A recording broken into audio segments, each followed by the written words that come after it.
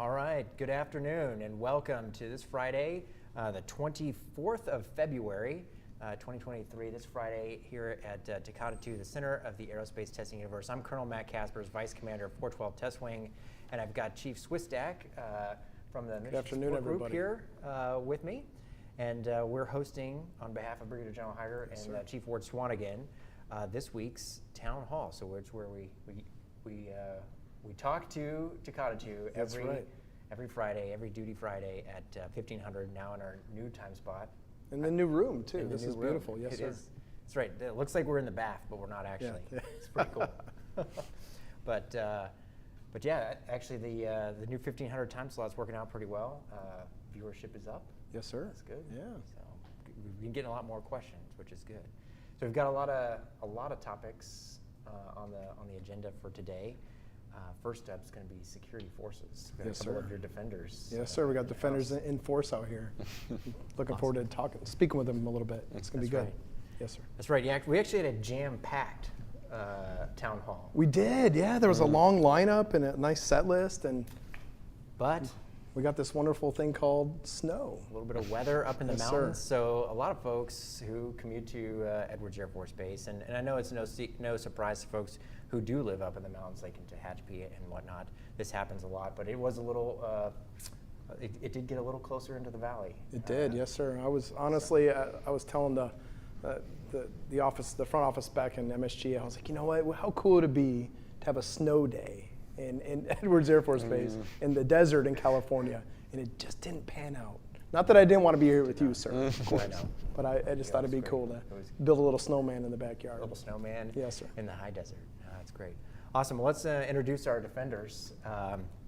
We've got Captain Alex Johnson and Mitchell McDonald, Sergeant Mitchell McDonald, excuse me, with us here to talk to us a little bit about how folks can report information that they see that may be suspicious or a little strange or out of the ordinary, to make sure that security forces gets their eyes on and actually can get after it. So if you'd like to share with us a little bit, I don't know if are we showing the chart that our defenders brought over right now? Throw the slide up. I don't know if you can throw the slide up. Ah, there you go. Awesome. So this is some of the information that you want to talk about. I'm going to hand it right over to you, Alex. Thank you, sir. And good afternoon, Team Edwards. I'm Captain Alex Johnson. I'm the Operations Officer over at the Security Forces Squadron. We just wanted to take a few moments today to discuss a few topics. One of them being, if you see something, say something. We really do appreciate the excellent vigilance that we see here at Edwards Air Force Base. But what would help the Security Forces Squadron the most is receiving that information through the Base Defense Operations Center. Utilizing the social media and other platforms to report things are good, but it's always not the most immediate or the most efficient way for our security forces to be able to act upon that information. So we prepared just a quick slide for the audience and listed the phone numbers for the Base Defense Operations Center as well, which is open 24/7. You can call them at 661-277-3040, 3041, or 3343. And report anything that you see. We do see quite a variety of things here at Edwards Air Force Base, so don't be shy by any means to report anything that you see. And then, Sergeant McDonald, do you have anything that you'd like to share? Yes, sir. Definitely. When you guys are reporting this, please make sure you give an accurate description, okay? That helps us out when we are actually responding to these situations and these scenarios.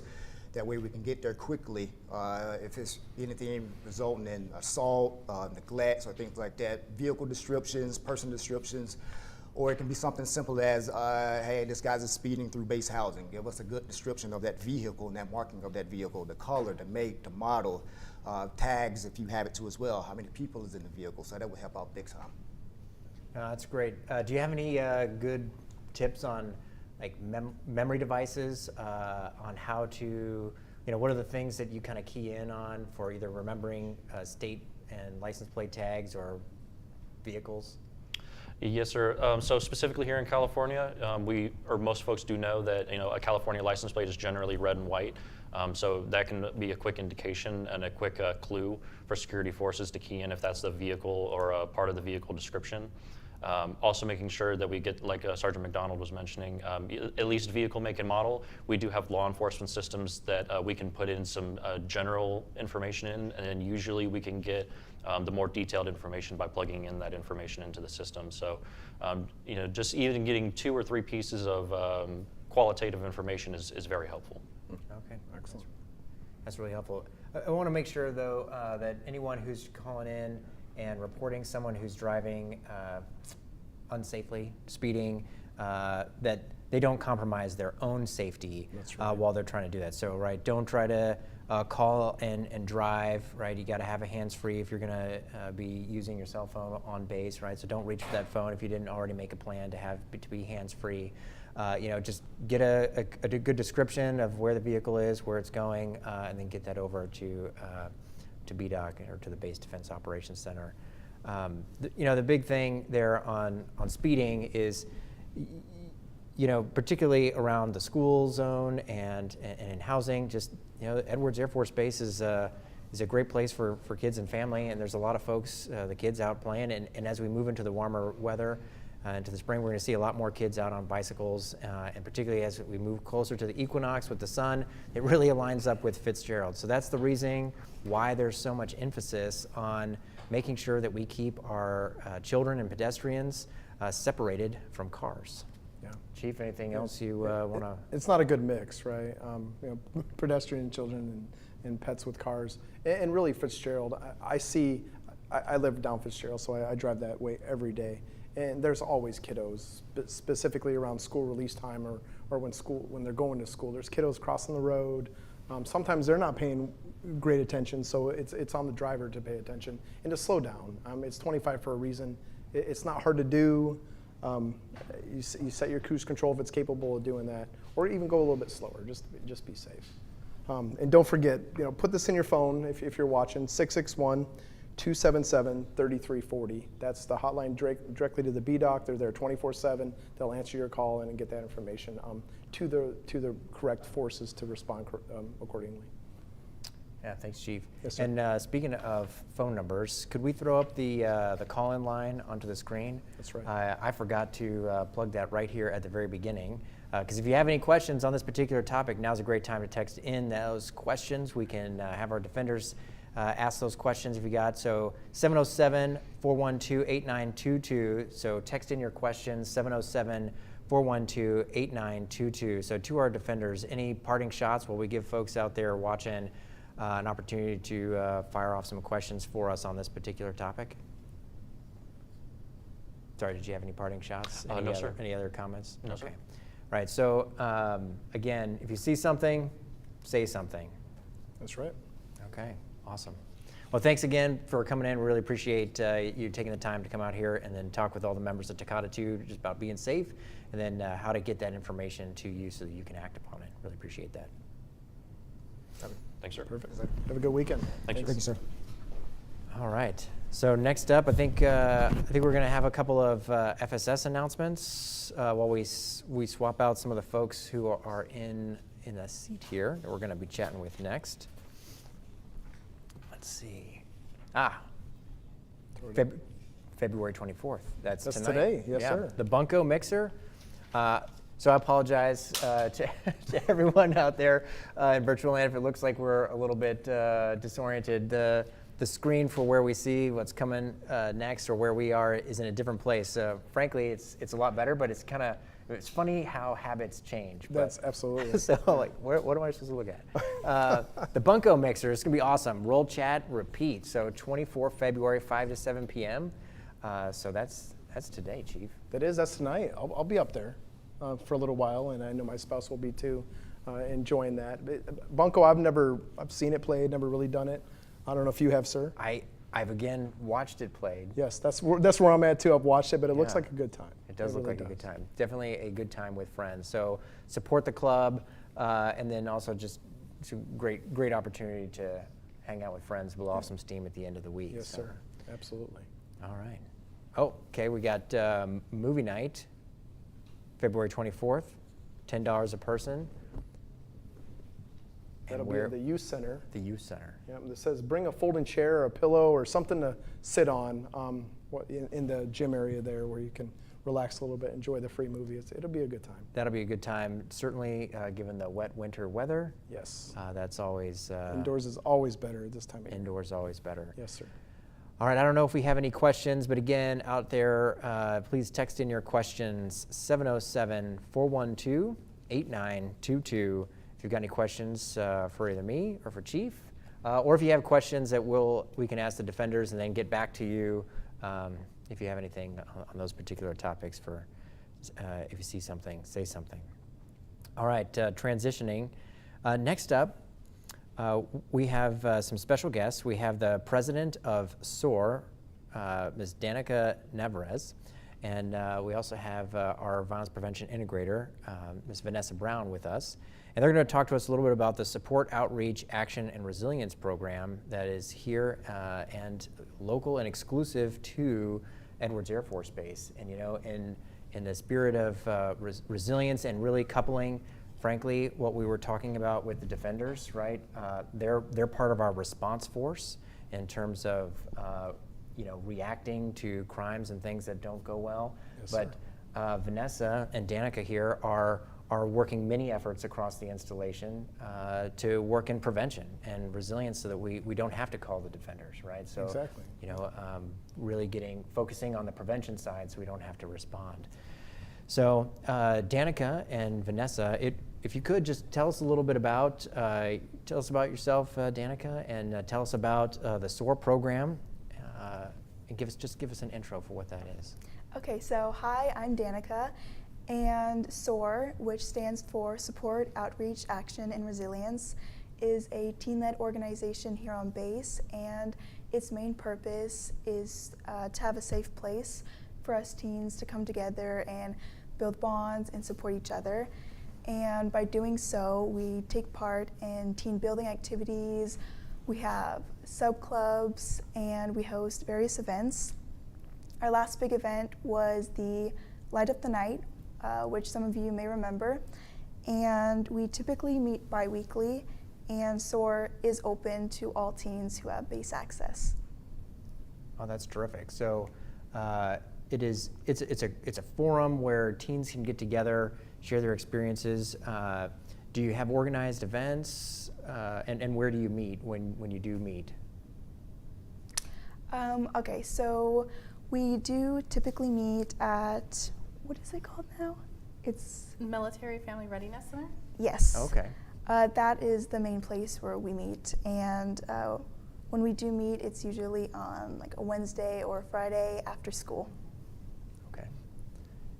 Could you describe some of the activities that you've put together so far? So what was it, Light Up the Night? Yes. So Light Up a Night was sort of like a parade for everyone on base to come together, and and then with some of the activities that SOAR does. So we have our sub-clubs, so we have our cooking club, we have the anime club, and we're actually thinking of some new clubs like the language club. Cool. Too. Yeah, that's good. Good activities that are wholesome, right, in a way, but give teens an outreach and something else to do sometimes, because sometimes you hear that there's not much to do out here. Yeah. So it's really cool that you're kind of bringing that in and giving folks something to do, right? Something to kind of get to know other people better and to kind of be an outlet for when they're in need, right? And that's why I understand maybe the club was born out of a need. Is that correct? Yes, Okay. that is correct. Would you mind explaining that a little bit? Yes, so even though SOAR is a positive place for us teens to come together, it did start because we did lose one of our teens, and so this started in her memory. That's awesome. Yeah, that's such a tragic beginning, but what you have done as a result of that and transform that into a platform for resilience and a way to attract other folks who are struggling or maybe struggling, certainly it commends you and all the other folks who are leading this effort. Really thank you for taking the initiative and the leadership role in doing that, but it really honors the memory to be able to provide that for other folks who are who are struggling and in need of some tether to connection to other people to help pull them back from the brink. That's right. And really is a preventive way to make sure it doesn't ever happen again. Right. And how better to honor the memory of somebody that we lost, unfortunately, Yeah. to make sure that never happens again. So good on you, and it's awesome. And please, if you're out there watching and you're looking for something to do, you're a teen, this sounds like a really awesome opportunity to get out and do stuff. Yeah, absolutely. Before we let you go, what ages are you targeting? So this is for teens, so anywhere from 13, 12 to 18 years old. Okay. So Terrific. And you meet twice a week. How? At either the MFRC, the Military Family Readiness Center, and I guess my other question is, how do folks find out about it? How do they get engaged with you and make a plan to be able to get involved with SOAR? So again, we do host events here on base that the teens can come and get to know a little bit about us. But if you guys have any questions, you can email us at soar.edwards@gmail.com. Okay, Perfect. great. Thank you. That was soar.edwards @gmail.com. @gmail.com. Yes. All right, terrific. Vanessa, is there anything as a VPI you'd like to highlight on this program? Thank you. Yeah. So everyone's like, why is she sitting there?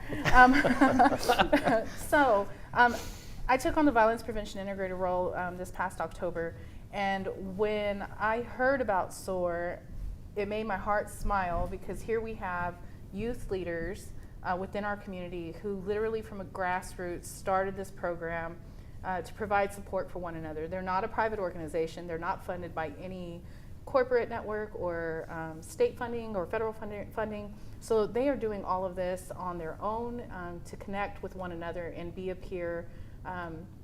Because as I dug into more about that suicide prevention, teens are more comfortable with going to another peer when they are struggling.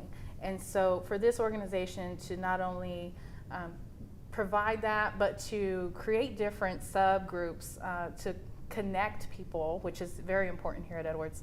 I just had to get engaged and say, how can I support? And it's not just me, it's the helping agencies across the board. We're all very excited to work with SOAR, to champion what they do. And so throughout the year, we're gonna start having more activities to put them and highlight them so that our teenagers across our community can come and gather and do stuff together. And it's not the average, stuff that we normally do here at Edwards. So I'm excited as the VPI to move forward and really champion this program and support them. No, it's awesome. I'm glad that you and the other helping agencies have engaged with SOAR. It's a terrific opportunity, and I have to say it is really inspiring to see a teen-led teen initiative that helps to build resilience among the other teens here on base. I think that's just a really great. It's great to see our young people taking the initiative and stepping up to provide that resilience. Because I think your point is really well put, that teens are more likely to talk to other teens before they, frankly, talk to their parents or Absolutely. Or other authority figures frequently, right? So it's just a terrific opportunity for folks to get involved. Well, thank you very much for both being here. Any other last things that you want to mention before you depart? What I would ask is that if you see a flyer and you see an event, please support. Please bring your teenagers out so that they can start connecting with other teens. That's so important. And with that and the support and success, this program can really launch into something bigger. So that's all we ask, is show up, have fun, let our teens connect. Awesome. All right. Thanks, Danica. Thanks, Vanessa, Thank for coming out and you. taking the time here Thank on you. this rather blustery day on Friday. So really appreciate it. And again, thank you very much. Thank you so much. Have a great Friday. Looks like we might have a question up there if we're ready to All right. Yeah. jump we into should, it. By all means, we should Yeah. definitely take a crack at a question. Let's see. Right. I haven't read it yet, though, so let's read it. Are you gonna throw it up there for us? So the rest of the, maybe not. Stress indicators. You know, I wonder if that's a question actually for our, It might our be VPI. for but, VPI. But So what they're asking is, have you seen a reduction of stress indicators as the HP cons have lowered and telework has waned? If you don't mind. are you still mic'd up? No. Okay, no, it's all right. So, so it's a really interesting question, It is. Chief. It is. It's a frankly, pretty deep question, It's a deep too. question. I don't think I'm going to be able to answer it fully because I don't think I have the data. One of the things, I think this question, I think assumes that telework has waned. It has certainly waned in that we went from 100% down to Yes, sir. something less than 100%. Even though I guess really at the height of COVID here at the 412 test wing, we were not at 100%. Right? Yeah, we There never were still were 100. there were still lots of mission essential and flight operations and a number of other critical patient care. Yes, sir. A number of other installation functions were not telework. All right, so we want to emphasize that and remember the not too distant past. However, I think telework has been one of those things that it's a sticky thing. Right, It has is. stuck around. It offers a lot of benefits, a lot of opportunities, and flexibility. Just like today is a great example for That's folks right. who are snowed in on a telework agreement. They are not forced into taking some form of leave. They, in fact, should be working. And they can still work, yes, They sir. do work. And unless it's they work. absolutely happening. Exactly. In multiple formations across the wing. So I think this is a really complex question. Have we seen stress indicators lower as HPCon? I think this is a really provocative question in that we really need to look about what are the stress indicators. Correct. One of thoughts? those things that, I don't know, I think, taking it down a level or two, I think, you would have to assume that there has been less stress, right? Because we're able to get out, be amongst people again. Case in point, we just had the annual awards ceremony. We were all there for the most part. In person, we just had the town hall with the wing commander not too long ago in the theater, and it was pretty much packed. It was we're getting back to being around people, and what kind of I think people need people. They need to be around people, and watching somebody on a screen where you used to interact with them daily is not the same as being next to them and talking to them. And so I think that reduces certain stress avenues. Yeah. I don't know if it's quantifiable, but it's something.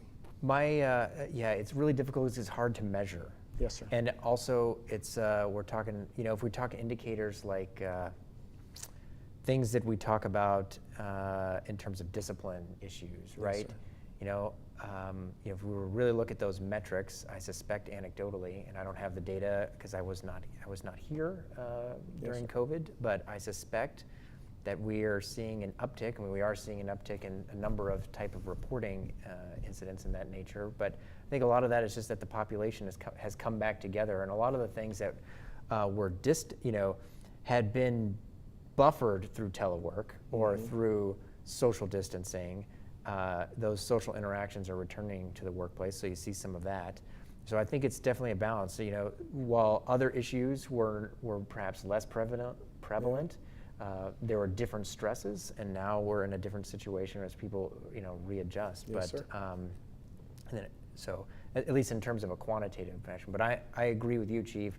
I really think that in terms of, providing for resilience and for people to have productive outlets for their stress in a social environment, I think we're just hardwired to want to be with other people. It's human nature. Yes, sir. exactly. Absolutely. So I don't know if we actually answered the we did question. not. I don't think we did. but That was a tough one. It is a good question. But so if the person who texted that in had any other follow-ups, feel free to text that in, and we can ponder those and get back Yes, sir. offline. I think that's definitely good food we can pass to the boss and to the chief next time for they have an all call for the kind of topics that we talk about in terms of quality of life. Right, those are big factors Yes, in sir. terms of both making 93523 the best zip code in the Air Force, and just reducing people's stress. Yes, sir. Absolutely. All right. Okay, so we've got our next guest situated in the hot seat. We've got the distinct privilege of having our veterinary officers, our veterinary doctors from the Edwards Air Force Base Veterinary Clinic here with us to tell us about what they do and the primary mission of the Army, right? I'm not sure how many folks out there in Tecate realize that we have our Army brethren on the post. So. I'll go ahead and jump right in if that's good. Yeah. Hi everyone, I'm Captain Leanne Stone. It's a pleasure to meet you. So I'm your clinic OIC here at Edwards Air Force Base. So just to kind of introduce myself to you guys. Just a quick little historical fact. I always love to throw the history in there for those history buffs out there. The Vet Corps kind of started a long time ago unofficially when there was farriers back in when the country first started with the Army. So that's just like a cool little history fact for you. But modern day, kind of what we do is we have kind of 3 primary missions. The first one being our military working dogs, and we love those guys. Currently we have 5 wonderful dogs that work here at Edwards Air Force Base. They do everything from explosion detection to human detection, drugs, and then they also do a lot of other tracking in some cases. So they're a great part of what we do, and they're our huge focus just to keep them healthy and well, and so that they are taking care of our soldiers and the force as well. Our second mission, and this one's a little bit less applicable here at our Air Force installation, is we have a huge food mission that we take care of. So Captain Culver and I, as Army veterinarians, we go and we inspect for the Department of Defense any food that goes to our commissaries and so forth. So we go to actual plants and inspect them and make sure that the food is healthy and good quality. And then the last kind of topic, and Captain Culver is going to expand a little bit more on this for me in a moment, is our POA mission and health certificates. So when you guys get ready to PCS overseas to do things like go to the UK, anywhere in the European Union, Korea, Japan, Hawaii, you have people like myself and Captain Culver. We're USDA accredited veterinarians, and we're here to help you guys transition with your pets. It just takes a little bit of time, so make sure you get us on board when you find out. So I'm going to transition over to Captain Culver. Yeah, absolutely. Hello, everybody. Thank you, sir. Thank you, Chief, for having us. And I just want to talk a little bit about how we serve the community. We do have those primary missions that Army vets have to address first, but we also do our best to make sure that we provide veterinary care to the community. And so what does that look like? Well, we have Captain Stone here, who is normally the OIC, but she's about to go on maternity leave. Mm-hmm. So starting next week, I will be covering down, sometimes here and sometimes from a distance. I'm normally at Fort Irwin, but we do have a civilian vet, Dr. Moyer, and we are going to do our best to continue to have continuity of care, and as long as we have any gaps in care, that we will communicate that ahead of time. But typically, we are available during the weekday for basic wellness and basic sick calls. And we do not, unfortunately, this time offer any emergency services. But like Captain Stone said, the big things that we help and kind of always move mountains for regarding service members is those health certificates, especially international health certificates for those PCS moves. And we always recommend that you guys start very, very early so that we can help you figure everything out, because as we've seen with PCS, there's just always a lot of moving pieces, and the pets, unfortunately, are no exception to that, so we want to make sure to help you out. But we are here, and we will be pushing out the schedule through official channels soon of what you can expect March to look like, and then normally on about the 15th of every month, we'll also push out the schedule. So that way, everybody's in the know, we're always moving through official channels, and you can always track what type of veterinary services will be offered at any given time in Edwards. Oh, that's terrific. Yeah, thanks for coming out here today and talking to all the folks of Tecate too. I know certainly the residents of 93523 know that the vets are here. Oh, yeah. And really are very grateful and appreciative to the services that you provide for the privately owned animals.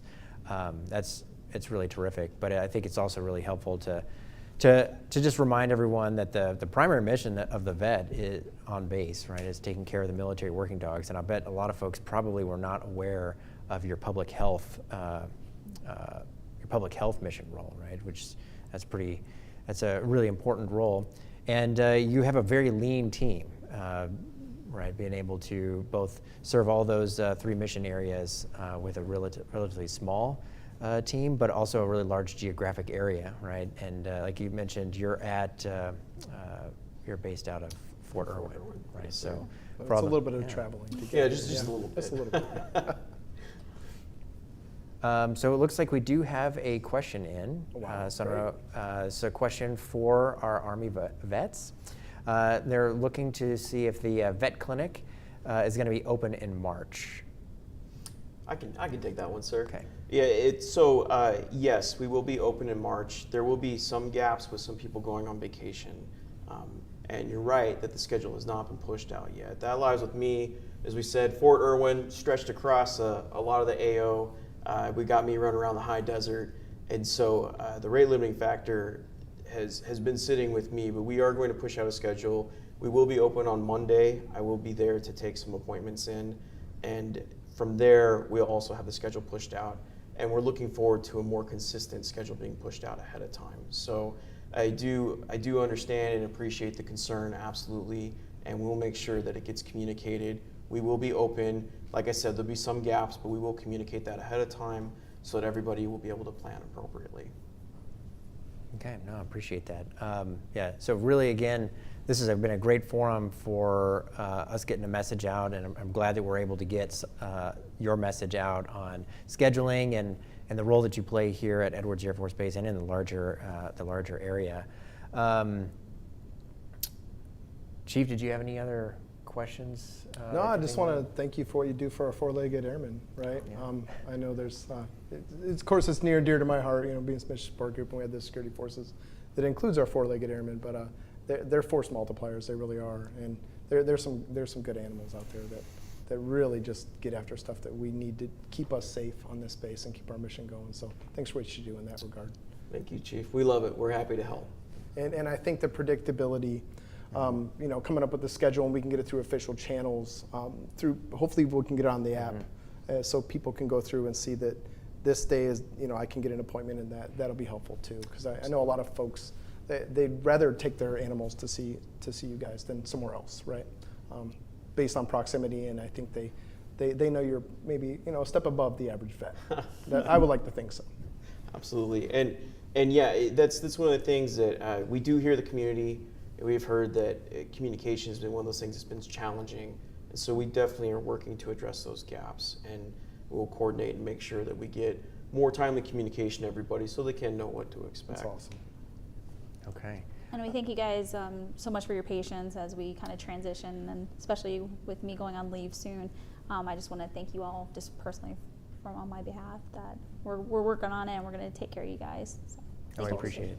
Yeah, we want to highlight also just out to everyone who's watching that the Army and Fort Irwin being in the same remote and isolated situation that Edwards Air Force Base is, struggles with some of the same workforce hiring struggles that we have here at Edwards Air Force Base that I know the boss has talked about and Chief Warwick have talked about previously in this forum, both and at the all-call, right? So being able to hire folks and provide that stability, right? I understand you're looking to hire another admin out there, or an admin. So, yes, for folks who are watching out there, that's an opportunity. Hit the usajobs.gov, look for the Edwards Veterinary Clinic. And that's an opportunity where you can pitch in and be able to be around animals, and that's a really rewarding experience, exactly. Right? And then also you can help and provide that care and service for the residents of 93523 and for the larger base populace. And one other thing, you mentioned it, for the privately owned animals, you don't offer emergency services. But do you have an ability or even just a list of contact information? So when you're new, a new member of PCS is in, you got a lot of stress. If even just a list of phone numbers of vets in the area. Yes, absolutely, sir. We can generate that list for everybody. As a green suitor, we're not allowed to endorse any one particular clinic. We can let you know what's in the area, and that's something that we fully recommend. That when you come in, we want to register your pets on post anyways. come in to see us, drop that registration packet, and then we can chat about what's in the area.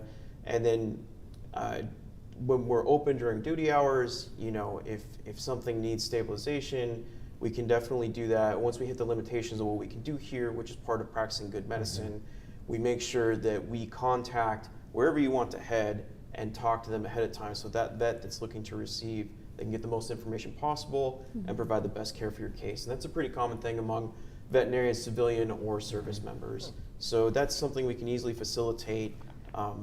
So that way everybody has their contingency plans put together, you know, knock on wood, should anything happen.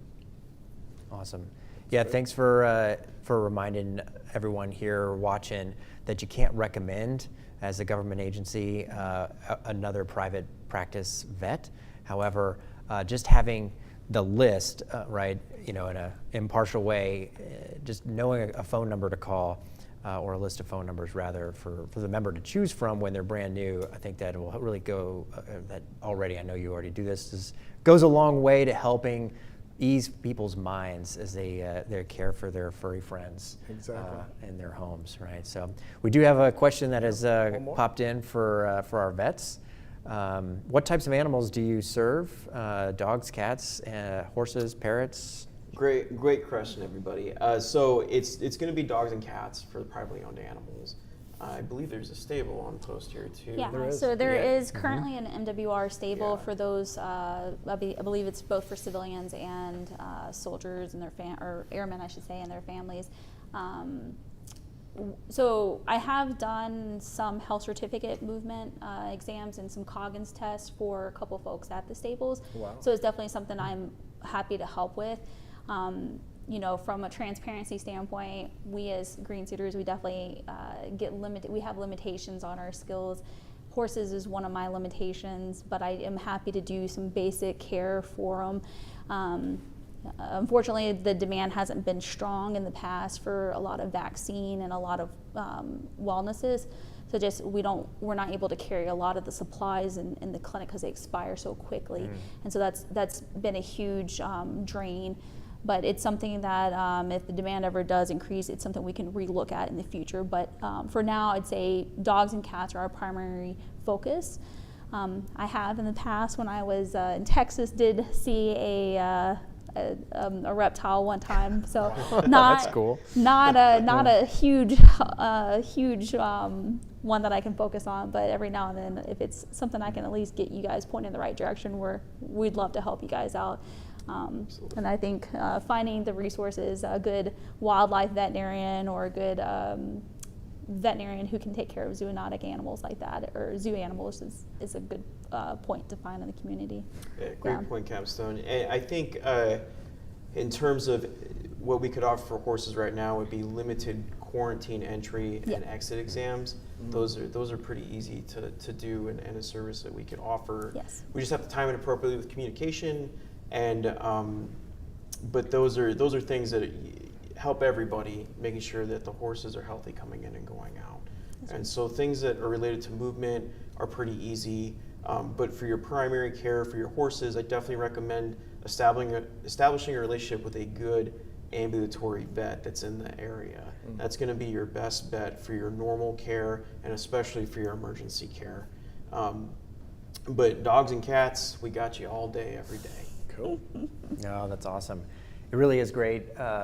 You know, again, recognizing the military working dogs are the primary mission, but it is really great that we do have this benefit of being able to take our dogs and cats on base and have them seen by our trusted professionals from the Army. So, again, thanks so much again for taking the time to join us here.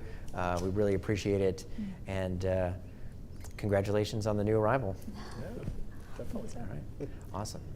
Thank you. All right, thanks so much. All right, take care. Have a great Friday. Oh, we got a question in. Oh, okay. Do you have any pets, Chief? I don't right now, actually. I do not. I have 0 pets. We tried to have a little doggy a long time ago. Well, a long time ago, it's relative, but it just kind of didn't work out with lifestyle and the traveling and moving and stuff, so we decided not to. Although I have my son's 4, Jackson.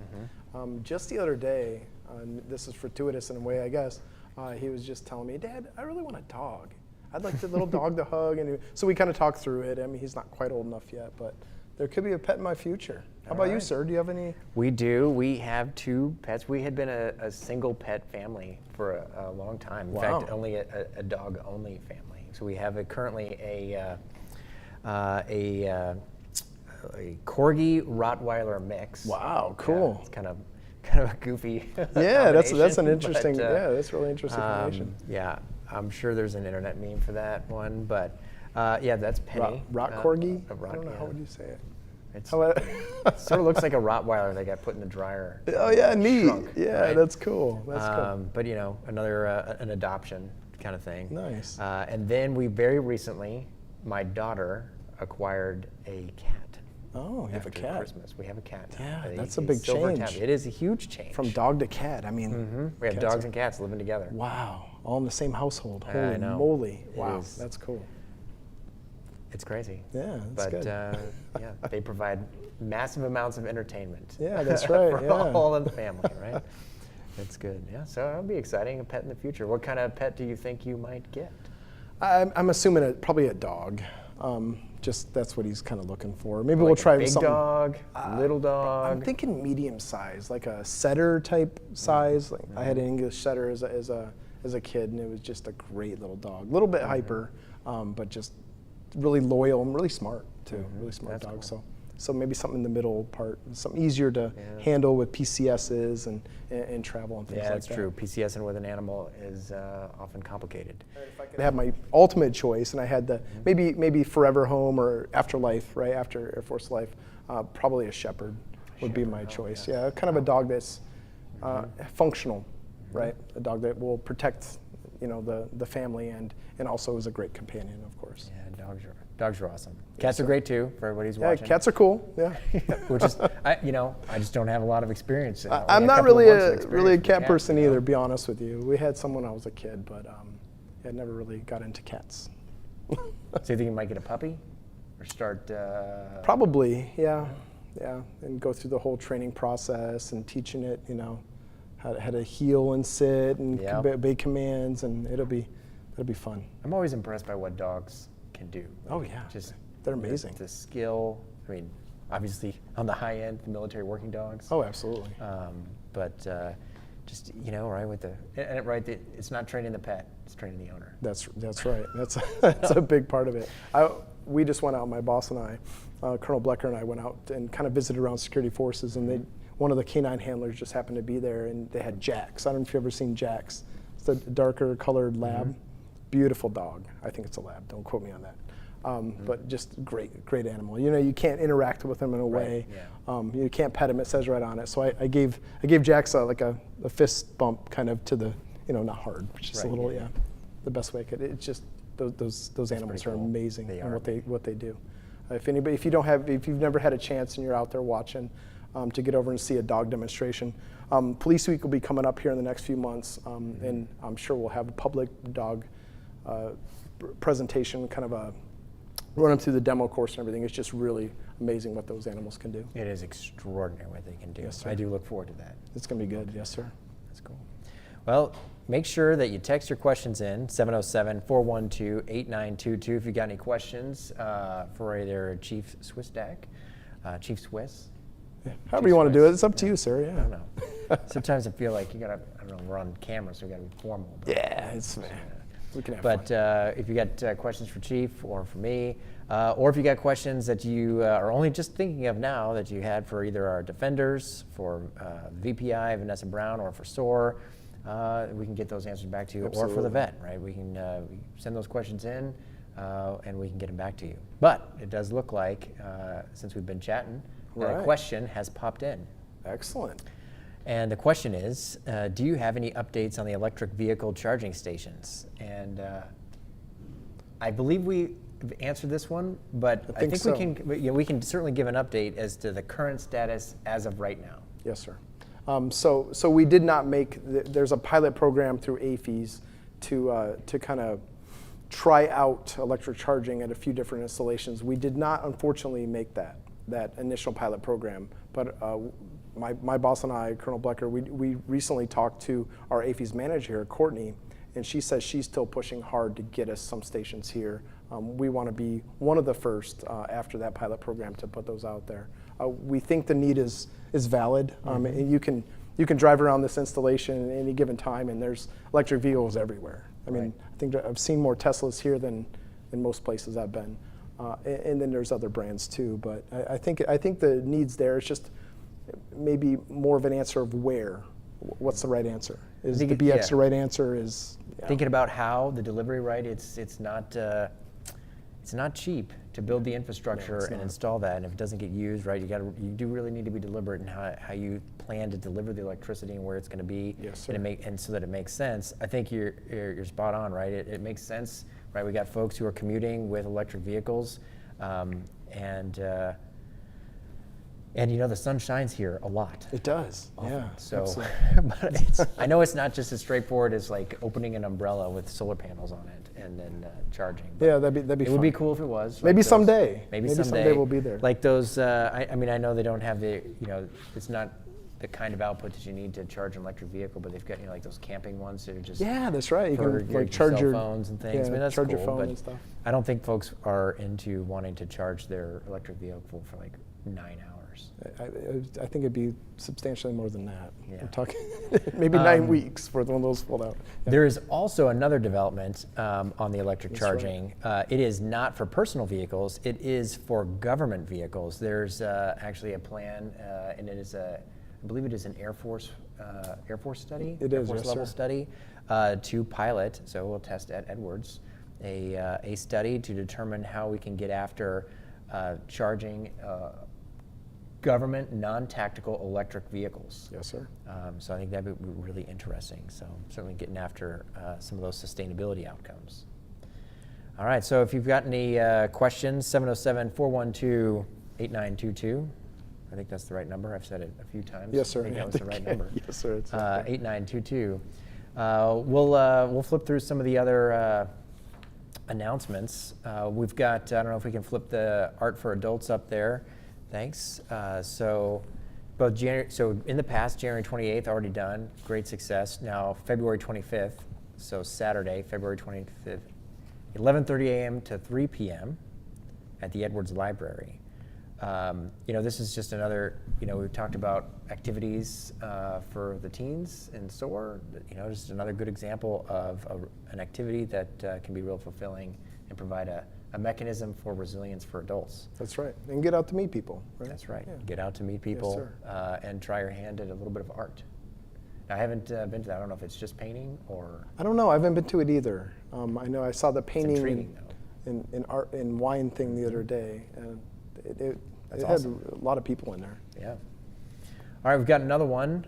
We've got Family Bingo Night, March 3rd. So that's coming right up here in March. And I know we're not supposed to steal the thunder for what Major Moyer and FSS have planned for March. I know it's going to be exciting, but this is just a taste of what's to come in March. So Family Bingo Night, March 3rd, 6 p.m.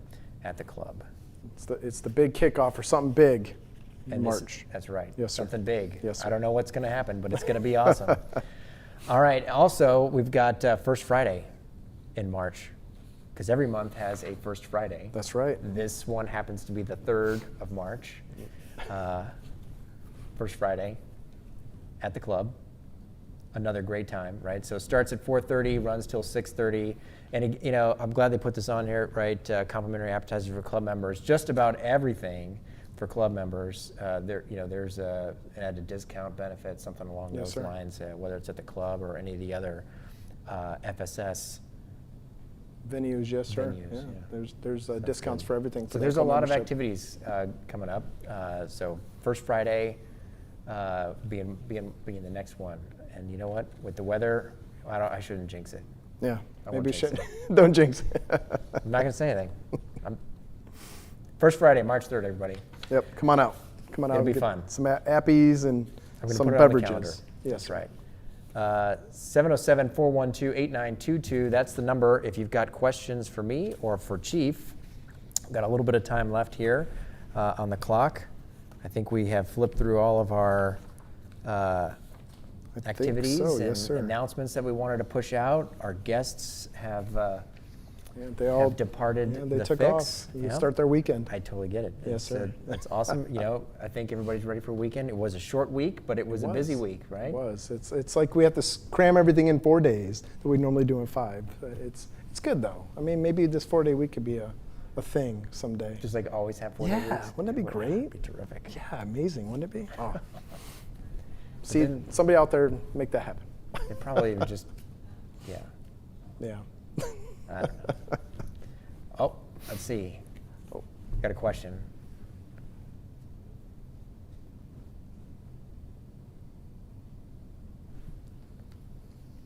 I don't understand the question. I kind of don't either. I see that we are getting money for FAM camp and CDC expansion. I'm not aware of it us getting the money.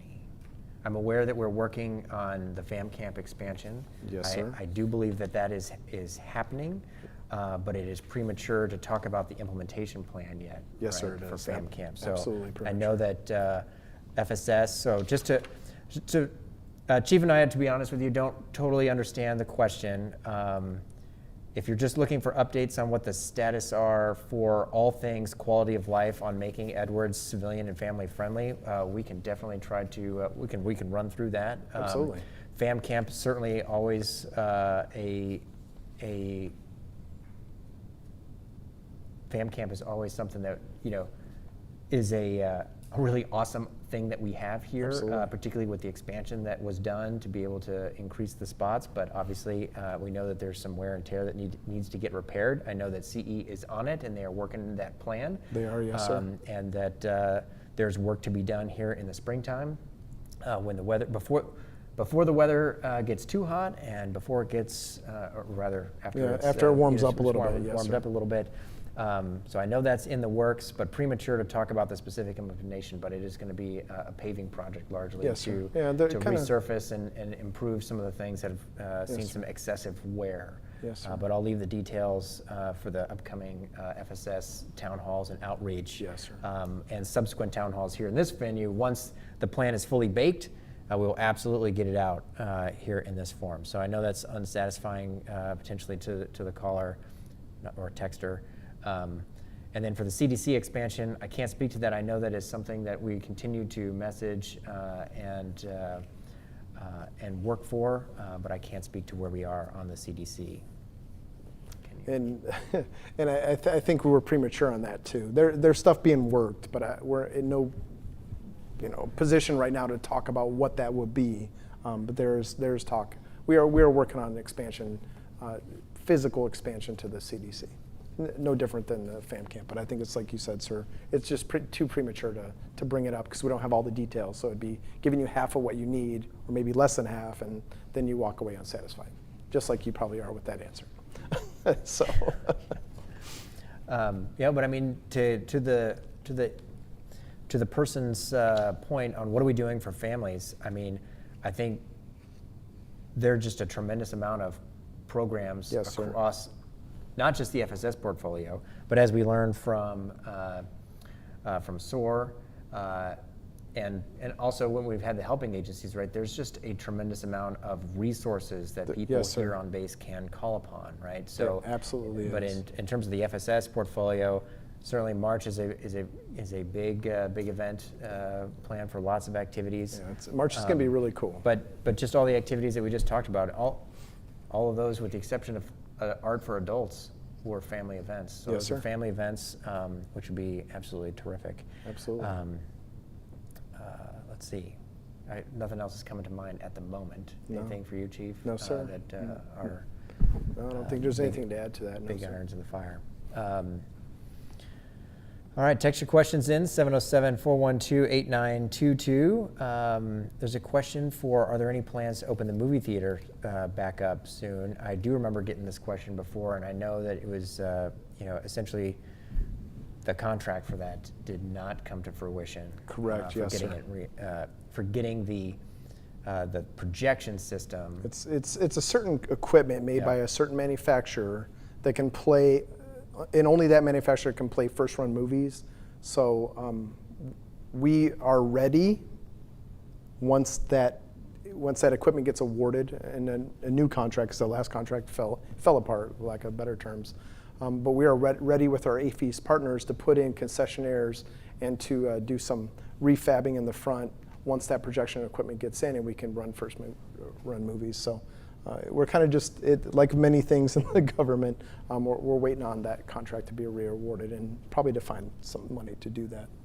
Thanks for that question, and we will research and get an update on where that is in the pipeline. It'd be great to have that open. It'd be absolutely terrific. Run first-run movies, so with little to no cost. It'd be really cool. Absolutely. Great question. Yeah, thank you for that question. All right, Chief, we're coming up here to the end, nearly so, almost to the top of the hour. For any folks out there, text in your questions, 707-412-8922. I suppose as we kind of close it out, the weather advisories in the mountains are still in effect in the mountains. So folks really need to exercise personal risk management as they plan their commute home, as they plan their weekend activities, frankly, because there's still a good deal of precipitation in the mountains. Now here at the installation, both Edwards and Plant 42 somewhat more so, but frankly, there's still a good bit of precipitation. But on the good news side, a warming trend overall. Obviously, into the night, it's going to dip down right before sunrise again. It'll be back to freezing, and you'll see those opportunities here in the valley again for snow. But again, relatively warm kind of blanket here with the cloud cover. So the forecast is for a good bit of rain in the valley, and obviously rain and snow up in the mountains. So folks just really got to know where you're going specifically, know your route. Pay attention to the road closures. You got to jump on Caltrans. There have been a number, and they've been dynamic all day, right? Yeah. So there have been closures that happened certainly after one would have expected, specifically US 58. There was a mudslide on I-5. That's right. So there's a closure there. Part of I-5 through the Grapevine area, they call it, was closed. And then in Los Angeles, there's a tremendous amount of traffic and advisories. So definitely take advantage of both the Google or whatever your mapping app of choice is. Use the traffic to help decide what your route's going to be, and then use the Caltrans. The Caltrans site, I was checking it out. The messages, the cameras, and you can read the actual incident reports from it's CHP. Really cool. Yeah, I was just looking at that earlier today when somebody said that something was closed, and it's live update. It's on there. There's an app for that. So there's an app for that. It's really cool. Let's see. What else? Is there anything else we need to cover on the weather? I think that's just be That's safe, be smart, take your time. That's your Takata 2 weather report. Yeah, exactly. Yeah, maybe we should start doing that, weather reports. I guess in the summer it wouldn't be any fun. We have a green screen. Yeah, that's right. We could throw up. Wow. Be, and I heard we have a former weather expert in PA that can help us, that would guide be us. Amazing. Yeah. We could practice our weather reports. How cool would that be? You're right. All the other times of the year would be completely boring. Yeah, it's going to be sunny and hot today. 10-day outlook, it's going to be sunny and hot. Yeah. Which is why the mission's here, right? That's right. Because of the predictability 342 VFR flying days a year. Yes, sir. Absolutely. National asset, frankly. Yes, sir. All right, I think it's time to close it out. Parting thoughts, Chief? Well, just hope everybody has a great weekend. I saw a question pop up before this one that's probably not applicable. That said, what's your instrument to reduce stress? And I think that answer is up to you, right? Myself, in most cases, it's just spending some time with the kiddo and the family and getting a little bit of PT in. That works well for me, but that might not be the answer. Maybe it's gaming for you, or fishing, or painting. I mean, there's so many things. And a lot of those things that could help you reduce those stress are provided right here on base through FSS or other helping agencies. So look into them, frequent them, try them out. They're there for you. So, and other than that, I hope everybody has a most excellent weekend. So be safe. Yeah, thanks for that. The tips on reducing stress. I think that's you knocked that one out of the park, right? And I'll just double down on that to say, folks, as you got to look and think internally, what are the stressors in your life, and then set boundaries to keep those things at bay, and Yes, come sir. up with, don't just set goals, but come up with specific plans and habits that you're going to put together. Like you mentioned fitness, just say, I'm going to do fitness. Fitness is one of the things that helps reduce your stress. Set not just a plan, but make it a habit to be able to, after I do this, I'm going to always fitness, and just bake that in. I think you're right. It is a personal journey on that one. Yes, sir, it is. But a personal journey where you reach out to others when you need help. Absolutely. Right, And there's plenty of people ready and willing and waiting for you to reach out to them if you need it. Yeah, and I would say a very diverse set of things, almost really, no matter what you need or want in terms of certainly activities sir. and resources. Absolutely. To get after it. There was one last question that popped up there right before, and it was a question directed at me of which pet is my favorite? Is it Penny or Peanut? And I don't know. It's a I'm tough sure one. I don't know. That's a tough one. Which one's which? Penny's the... Penny is the dog. Okay. She's a lot Yeah. older now and pretty chill. Penny is okay. the cat, very young, very mischievous. Okay, Really okay. curious, likes to get into things. Yeah. Probably harasses poor Peanut or Penny, right? Yeah, they just kind of, it's like a detente. They just sort of, dogs and cats. Yeah, dogs and cats. That's fun. You can't pick, right? You can't pick which Yeah, kid. that's like it's like choosing your favorite kid. Yeah, It's I can't do that. You might have one back in the. You can't say it out loud. Come on. So with that, I hope that everyone has a great weekend and safe travels in your commute home this afternoon. And for those who work in swings, safe commute in and out at the end of the day. So, all right. From that, signing off from the Center of the Aerospace Testing Universe. Yes, sir. Have a great weekend. Have a good one.